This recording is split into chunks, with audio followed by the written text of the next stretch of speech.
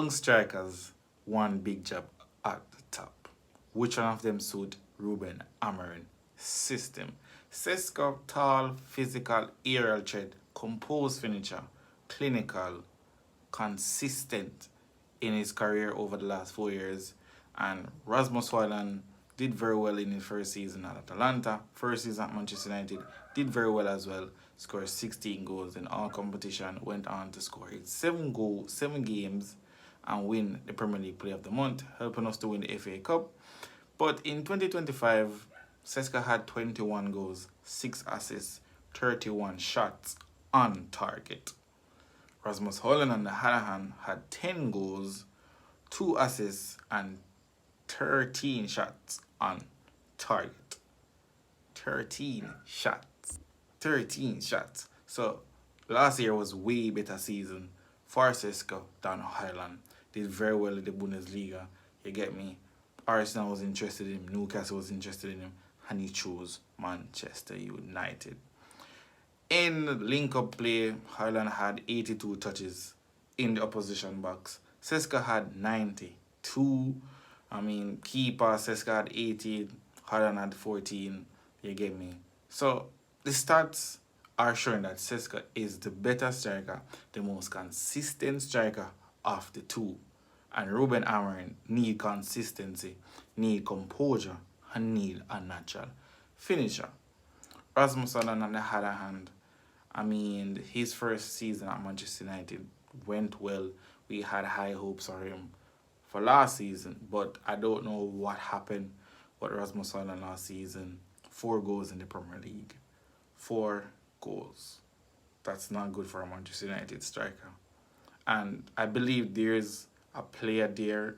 You have him speed, him off the ball runs, in transition runs. So he is a very good footballer. But last season, his first touch was poor. His decision making was poor. You get me? He become too over-eager to score last season, in my opinion. He got a very, very good chance against Arsenal and waited till Declan Rice came and take the ball off his foot. So there was lack of everything last season from Rasmus Højlund. Currently now AC Milan is in talks to sign him on loan with the option to buy next year. So if he end up leaving Manchester United, I wish him all the best. He didn't work out. He had a dream as a kid that he wanted to sign for Manchester United, and he fulfilled that dream, play over 95 games with the club, scored 23 goals in 95 appearances. So Rasmus Højlund has an okay tenure at Manchester United. I wouldn't want to see it end as yet, but who knows. Sesko had been at the RB Leipzig for the last 2-3 years, scored at least 10 plus goals in those last 4 seasons for RB Leipzig and the team in Austria. Can't remember the name. But very clinical striker, very composed, one of the most underrated and the most talked about striker in Europe, the most goals scored by an under 23 player for the last 2 seasons, 39 goals. So Sesko knows how to find the back of the net. The two difference between the two players, against a deep line team that sit back, play low block, Sesko would be key. His aerial threat would be brilliant for those teams that love to sit back. You get me? Hold up play, link up play would be good. A team that play high line now, Rasmus Højlund would be definitely good for that. His speed, his power, you get me? His drive.